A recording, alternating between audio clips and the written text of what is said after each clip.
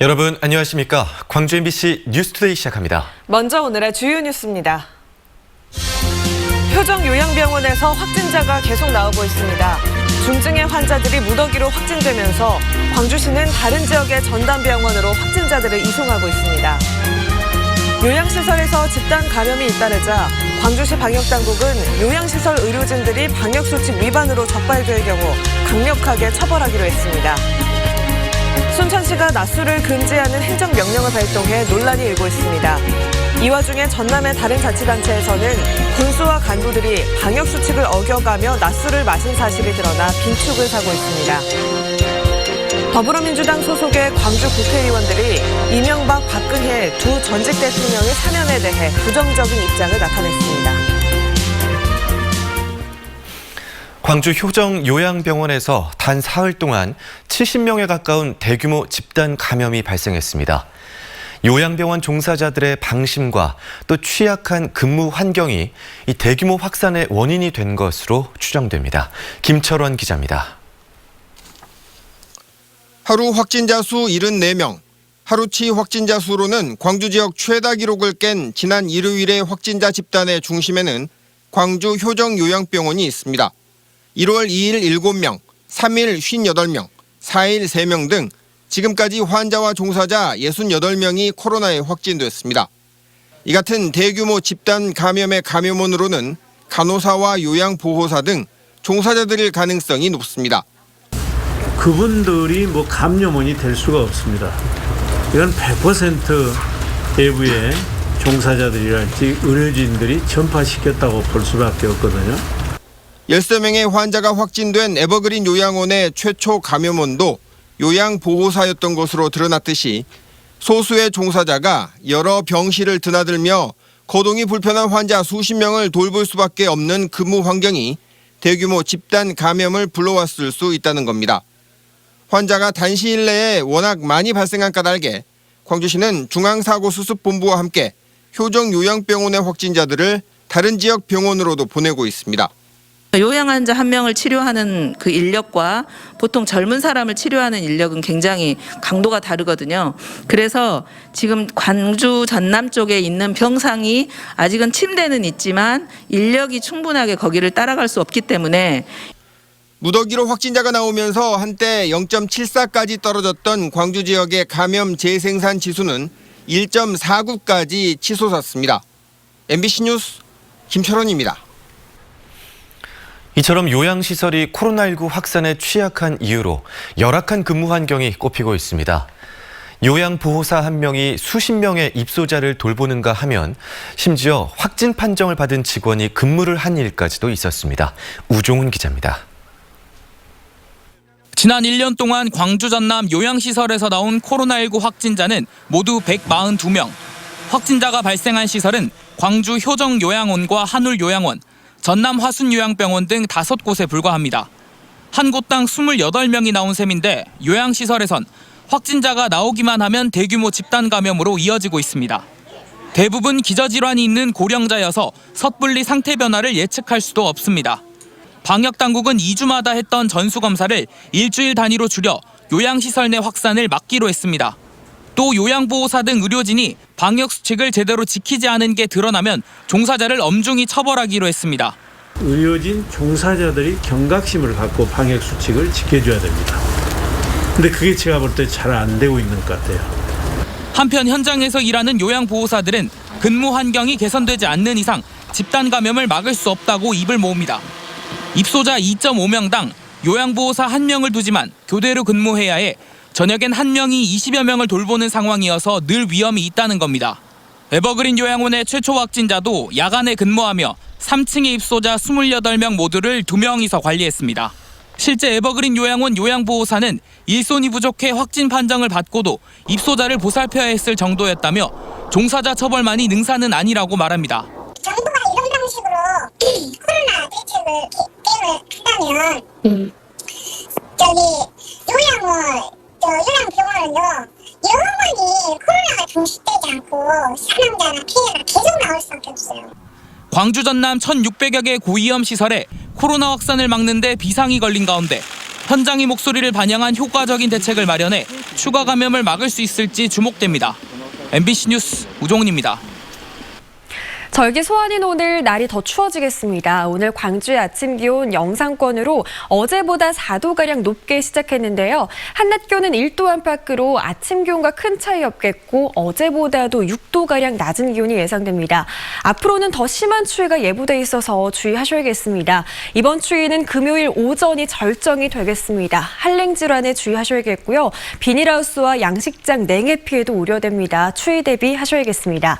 한편 수요일부터 일요일까지는 내내 눈이 이어지겠습니다. 내일은 오전 중에 잠깐 눈이 날리다가 밤부터 다시 눈이 시작되겠는데요. 우선 내일과 모레 예상되는 적설량은 광주와 전남의 3에서 10cm, 전남 서부 지역을 중심으로는 20cm가 넘는 큰 눈이 예보돼 있습니다. 전남 동부 지역을 중심으로도 1에서 5cm가량의 눈이 내릴 것으로 예상됩니다. 오늘 오전 중에 전남 동부 지역을 중심으로는 약한 빗방울이 떨어질 수 있겠고요. 날은 종일 흐리겠습니다. 날씨 정보였습니다. 코로나19 확산을 막겠다며 순천시가 낮술을 금지하는 행정명령을 내렸습니다. 오죽하면 그랬겠냐는 반응과 함께 지나친 규제라는 반론이 나오고 있습니다. 박민주 기자가 취재했습니다. 공무원들이 식당을 찾아가 강화된 행정명령을 알립니다. 앞으로 2주간 오전 5시부터 오후 4시까지는 술을 팔 수 없다는 방역수칙이 핵심 조항. 전남 순천시가 전국 최초로 시행한 이른바 낮술 금지 명령입니다. 타격이 큰 식당 상인들에게서도 공감의 목소리가 나왔습니다. 정말 힘들긴 하지만 이렇게라도 강하게 맞서 코로나19 상황에서 벗어나고 싶다는 겁니다. 판매가 안 된다는 게 좀 불편하겠지만은 어찌 보면은 빨리 이 시국을 마무리할 수 있는 조금의 발판이라도 된다면 잘 됐다고 생각해요. 일부 상인들을 뺀 나머지는 그래도 잘 지켜야 되는 거 아니에요. 따라가야겠다 생각하고 계시는 것 같아요. 하지만 지금도 타격이 큰데 이렇게까지 해야 하느냐는 불만도 적지 않게 터져 나옵니다. 아니, 타시장에서는 지금 이런 그 명령을 안 내리고 있는데 우리 유일하게 순천만 이렇게 한다는 것은 정말 형평성에 안 맞다 생각합니다. 순천시가 낮술 금지란 유례없는 교육책을 내놓는 건 그만큼 상황이 심각하기 때문입니다. 확진자가 계속 나오고 있는데도 불구하고 일부 식당에선 아예 새벽 5시부터 문을 열고 음주를 곁들이는 장사를 하는 등 영업시간 제약을 피해가고 있다는 지적이 나오는 상황입니다. 행정명령을 비웃는 듯한 이러한 영업행위에 대해 모든 행정력을 총동원하여 강력하게 제재할 것임을 밝힙니다. 전국 최초의 낮술 금지 방역 지침을 둘러싸고 엄중한 시국에 대한 공감대와 자영업자들의 현실적인 고민이 교차하고 있습니다. MBC 뉴스 박민주입니다. 전남의 한 자치단체에서 간부 공무원들이 방역 지침을 어기고 대낮에 술판을 벌였습니다. 코로나19 방역이 강화되고 고병원성 AI가 확산하는 상황에서 부적절한 처신으로 빈축을 사고 있습니다. 양현승 기자가 취재했습니다. 지난해 말 오리농장 9곳에 이어 닭 사육농장 중 처음으로 AI가 터진 무안군의 한 농장. 닭 6만 마리가 살처분됐습니다. 무안 군수와 무안군 부군수를 포함한 공무원들은 AI 발생 하루 뒤인 지난 2일 오전 방역 현장을 들렀다 모 식당으로 이동했습니다.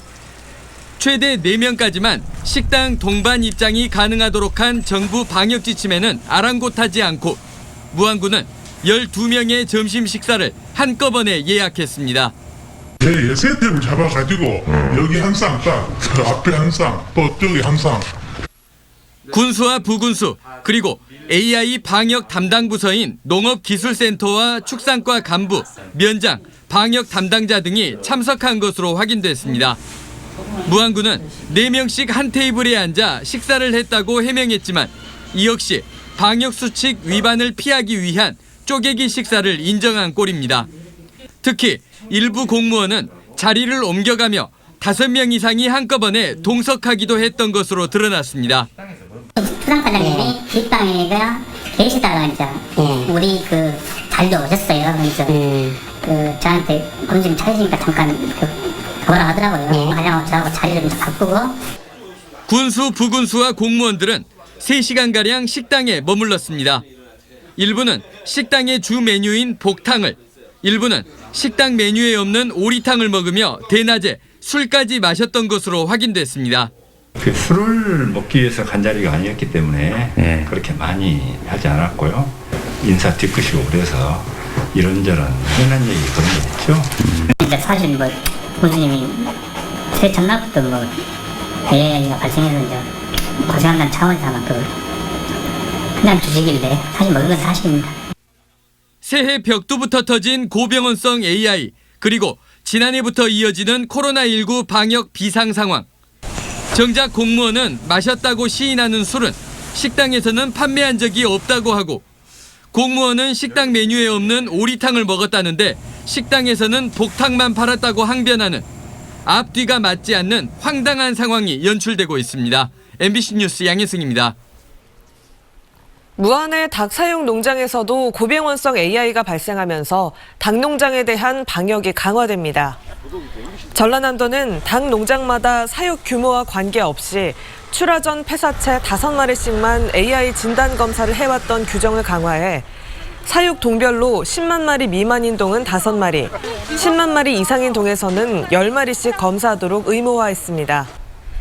지난 1일 무안의 닭 사육 농장에서 발생한 고병원성 AI와 관련해 10km 이내에 있거나 같은 사료 차량 등이 오간 42개 농가는 검사 결과 모두 음성 판정을 받았습니다. 광주 북부경찰서는 훔친 차를 타고 다니며 보이스피싱 조직의 절도책 역할을 한 혐의로 불법 체류 외국인 A씨를 붙잡아 조사하고 있습니다. 카자흐스탄 국적 25살 A씨는 지난달 29일 낮 12시쯤 북구 각화동의 한 아파트에서 보이스피싱 피해자가 현관문 앞에 놓아둔 1,100만 원을 훔쳐 달아난 혐의를 받고 있습니다. 경찰은 A씨가 훔친 차를 범행에 이용한 것으로 확인했고 차 안에서 2천여만 원 현금이 발견된 점으로 미뤄 여죄가 더 있을 것으로 보고 수사를 확대하고 있습니다. 어제 저녁 7시쯤 나주시 다시면 다시역 주변 철길에서 80대 백모 씨가 목포에서 용산으로 가던 KTX 열차에 치여 숨졌습니다. 경찰은 치매를 앓던 백 씨가 실수로 철길로 들어가면서 변을 당한 것으로 보고 정확한 사고 경위를 조사하고 있습니다.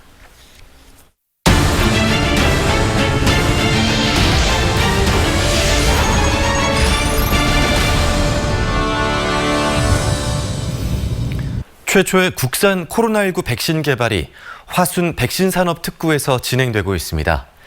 세계적인 생산시설을 갖춘 미생물 실증지원센터가 지원을 하고 있어 가능한 일인데요. 화순 백신 특구의 전망도 밝아지고 있습니다. 이재원 기자가 다녀왔습니다. 지난 연말 문을 연 미생물 실증지원센터.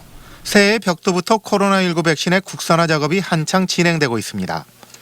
코로나19 백신을 개발하고 있는 국내 업체 한 곳에서 시료 생산을 의뢰해 현재 임상 시료가 생산되고 있습니다. 국내 최초로 도전하는 코로나19 백신의 시료 생산은 세계적 수준의 제조 시설과 지원 시설을 갖추고 있기에 가능했습니다. 코로나19 관련해서 우리나라 스타트업들, 대기업도 포함됩니다만 백신들 개발하고 있거든요. 그 중에서 한 군데에서 저희한테 의뢰가 들어왔습니다. 올해부터 200리터와 1000리터급 원액 라인까지 본격적으로 가동되면 시료 생산량도 크게 늘어날 것으로 예상됩니다. 이를 바탕으로 미생물 실증 지원센터는 국내 업체들이 세계에 진출할 수 있도록 기술을 지원하고 백신 관련 인력도 양성한다는 계획입니다. 이렇게 되면 화순에 둥지를 트는 미생물과 백신 관련 업체들도 자연스럽게 늘어날 것으로 예상됩니다. 임상시료 만들어서 효과가 있다, 백신을 개발할 가능성이 있다 싶으면 부설연구소든 공장이든 이런 거를 투자하려고 올 거라고 저희는 판단하고 있습니다. 코로나19 백신의 국산화를 뒷받침할 임상시료가 본격적으로 생산되면서 국내 유일의 백신 산업 특구의 전망도 밝아지고 있습니다. MBC 뉴스 이재원입니다. 더불어민주당 광주 국회의원들이 이명박, 박근혜 두 전직 대통령의 사면에 대해 반대 입장을 나타냈습니다. 민주당 광주시당 송갑석 위원장과 이형석, 민형배, 조우섭, 이용빈, 윤영덕 의원은 5.18 구묘역인 민족민주열사 묘역에서 새해 참배를 하고 영령의 뜻을 실천하겠다고 다짐했습니다.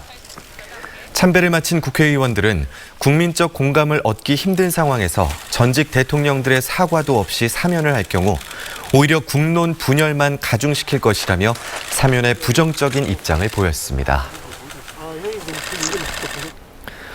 사상 처음으로 대한민국의 인구가 감소한 것으로 나타난 가운데 지난해 광주 전남 인구도 최근 10년 사이 최대폭으로 줄었습니다. 행정안전부에 따르면 지난해 말 기준 광주 인구는 145만여 명으로 1년 전보다 6,400여 명이 줄었습니다. 광주의 인구는 지난 2014년 147만 5천여 명을 정점으로 매년 감소하고 있는데 지난해에는 감소폭이 가장 컸습니다.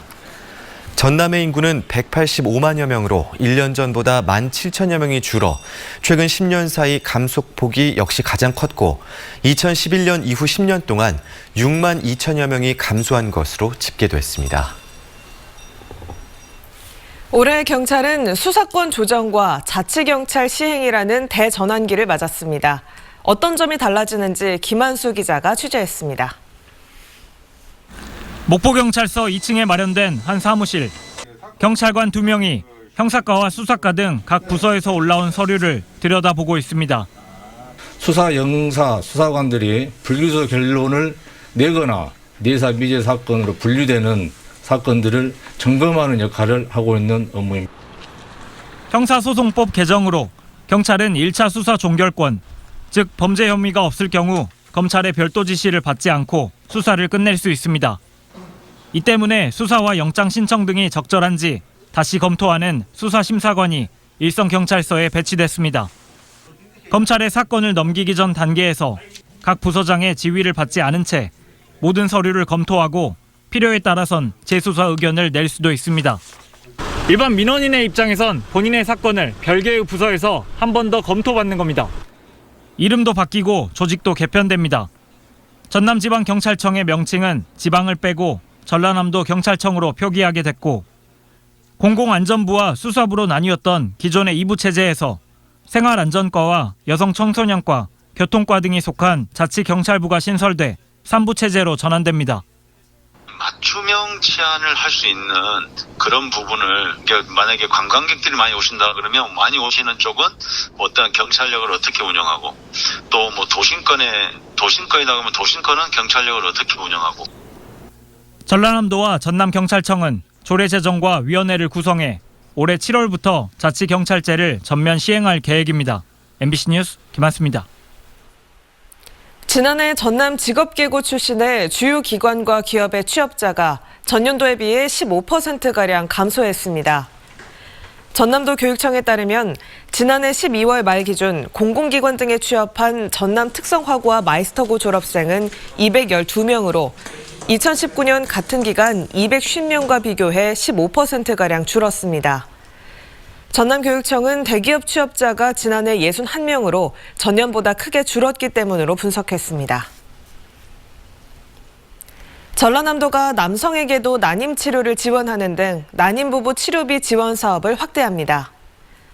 전라남도는 난임시술 건강보험 적용 횟수를 소진한 도내 난임 부부를 대상으로 인공수정 시술비를 최대 150만 원까지 1년에 2차례 지원하고 임신을 돕는 한방치료를 남성도 받을 수 있도록 했습니다. 지난해 기준 전남 지역 난임 진단자 수는 6,032명으로 결혼 연령 상승 등에 따라 매년 늘고 있는 추세입니다. 다음은 희망 2021 나눔 캠페인에 성금을 보내주신 분들입니다. 전남 고흥군 도양읍 녹동 은성수산 대표 김용 씨가 100만 원, 광주광역시 남구 월산사동 은석치과에서 100만 원, 봉산면 연산마을 주민들이 7만 2천 원, 월전마을 주민들이 18만 9천 원, 탄금마을 주민들이 15만 1천 원, 신평마을 주민들이 12만 5천 원, 노안면 안산 1위 평산마을 주민들이 9만 6천 원, 오정 1위 석정마을 주민들이 15만 원, 영평 1위 영안마을 주민들이 14만 원, 금안사리 한옥마을 주민들이 10만 원, 능주면 감초건강원에서 5만 원, 동남카센터에서 20만 원, 전원회관에서 10만 원, 양지식당에서 10만 원, 능주 환경정화위원회에서 30만 원, 능주 여성 의용 소방대원들이 10만 원, 고향 반점에서 10만 원, 장성군 북이면 신월 1위 주민들이 15만 원, 5월 1위 주민들이 13만 원, 북하면 풍기마을 주민들이 7만 원, 용두마을 주민들이 12만 원, 하만마을 주민들이 10만 원, 구례군 구례읍 새마을 분여회에서 30만 원, 봉북리 세터 여성 경로당에서 10만 원, 구례군 장석원 씨가 13만 9,370원 보내주셨습니다. 성금을 보내주신 분들께 감사드립니다. 오늘은 절기 소환입니다. 절기상으로는 이 다음 절기인 대한이 의미상으로는 가장 추운 때인데요. 우리나라 날씨로는 소환 무렵이 가장 춥습니다. 절기답게 오늘 추위가 더 심해지겠습니다. 아침 기온은 영상권으로 어제보다 4도가량 더 높은데요. 한낮 기온은 크게 오르지 못하면서 어제보다 6도가량 낮은 기온 보이겠습니다. 이후로는 더 심한 추위가 예보돼 있습니다. 이번 추위는 금요일 절정에 달하겠습니다. 한랭 질환에 유의하셔야겠고요. 농작물 냉해 피해에도 주의가 필요하겠습니다. 한편 수요일인 내일부터 일요일까지는 내내 눈 소식이 들어 있습니다. 내일은 오전 중에 잠깐 눈이 날리다가 밤부터 다시 눈이 내리기 시작하겠는데요.